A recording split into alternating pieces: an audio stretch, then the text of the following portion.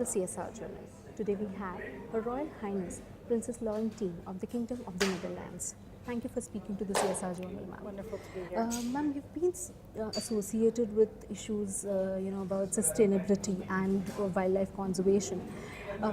Tell us about what is that, the role of corporates when it comes to sustainability, because economic growth and environmental sustainability has been, at the edges for a long time now. So, being an active member there, tell us about how do you think can this balance be maintained? The balance between economic growth and sustainability? Yes. Well, I think that we will not have any economic growth in the long run if we don't get the environment right. Simply, it's very clear, we have one planet, we're consuming 3 planets at the moment, and that's just unsustainable. So I think it's the matter of, do we think short-term growth or long-term growth? You look at our energy savings, you look at consumer behavior. I think in every area we need to make the economic case for making it clear that acting sustainably is the way forward. Right. It's unsustainable what we do. Absolutely. Now, you have been working in the wildlife conservation field. Now, being there, how much do you think, is the economic growth playing a role in terms of the need or the focus, urgency to take care of the wildlife? Well, take for example places in Africa where your wildlife is your core asset. Absolutely. If we're not taking care of our planet, of our wildlife, then we're taking the main asset. So you will end up with very little. Right. Climate change, of course, is really exacerbating the situation. We see great droughts everywhere. We see sea levels rising, coral reefs dying. So that is absolutely something that is directly related to our growth and our ability to maintain the living standards that we've achieved. Right. Do you think there's a missing will when it comes to taking care of wildlife or taking care of environment, because as you said that we are the pace we are living in right now is really very bad for the planet. So do you think the will basically with maybe the governments, maybe the corporates, or whoever can play a major role is missing? No, I actually look at it a little bit differently. Okay. I actually think that it has to do with the shift of where we see our priorities. It used to be that our economies were very linear in the way that we organized everything. It's only recently, relatively recently, that circular economy notions, cradle-to-cradle thinking, realizing that no, the way that we put together our products should be done in such a way that when we disassemble them at the end of their life cycle, we can reuse the materials that we put in the first place. So this circular thinking, I think, is something that has been missing.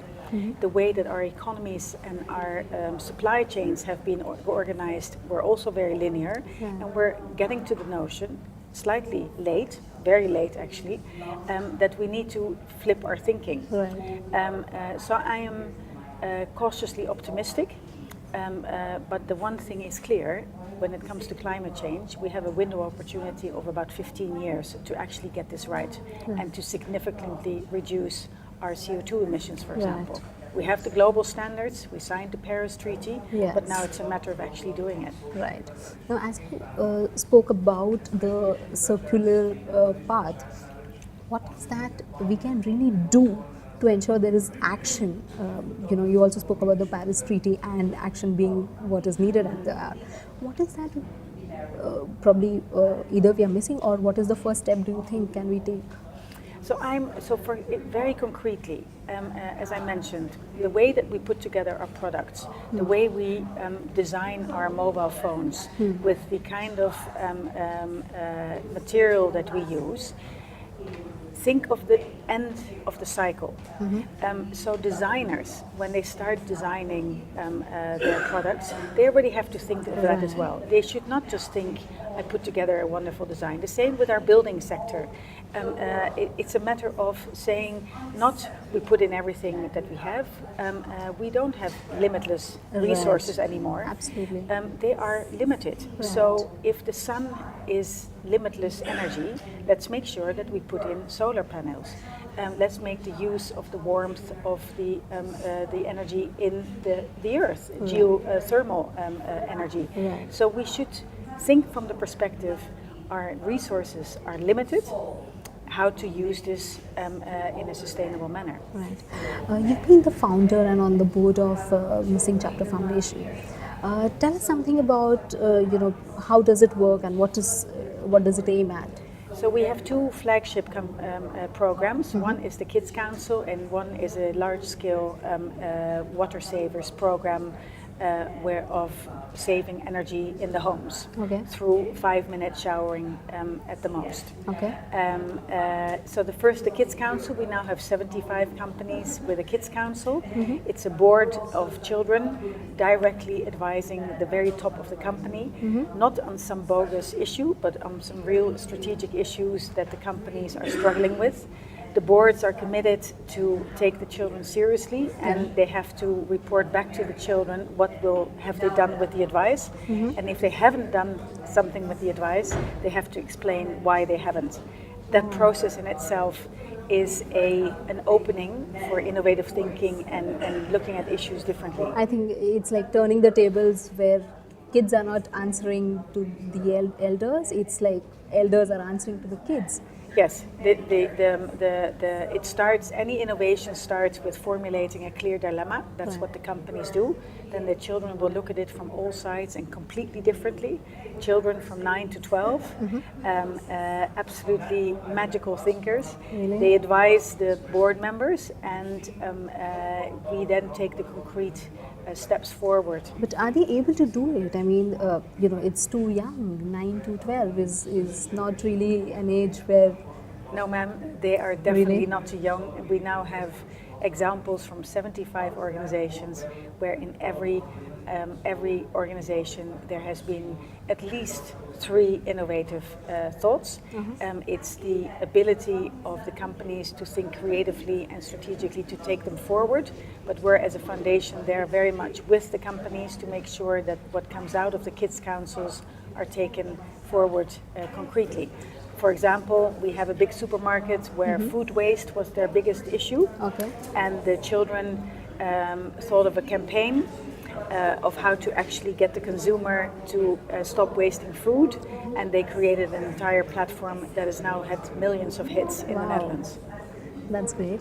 So now when you're talking about kids advising companies, yes, do you think the kids can be very active while also advising governments or any policy maker for that matter, framing policies for them? I mean, we have many policies for children. I mean, many laws, many rights, and many acts, which apparently probably have loopholes. I mean, not specifically focusing on any particular country, but across the globe there are many child rights violations which have been ongoing.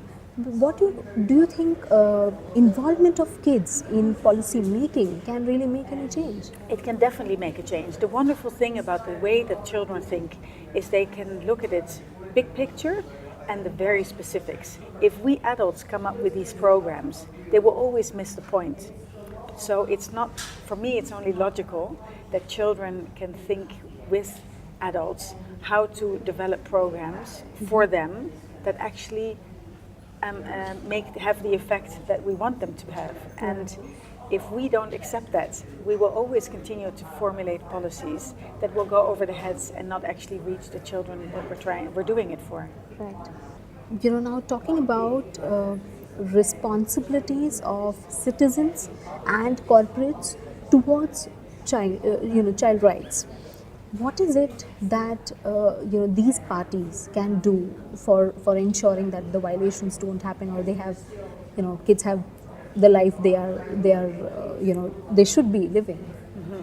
So I think that one of the things is that companies can actually look at their entire supply chains. Banks can actually start looking at the companies that they are working with. So no one can turn a blind eye. Right. We cannot stay indifferent. There cannot be institutional neglect. So we have to make sure that we dissect at every stage of the supply chain, where does this get into the situation? And we need to look at both the supply side and the demand side, and both have to work together to start solving this. Ma'am, how do you look at CSR as, or what do you think is CSR really? So for me, corporate social responsibility should be nothing else than the way that you do business. It should not be a separate hat that you're wearing. Right. So any business being socially responsible is the only way forward for a long, sustainable way to do business. Right. Ma'am, thank you so much for speaking to the CSR Journal. It was indeed insightful. Thank you. Great pleasure.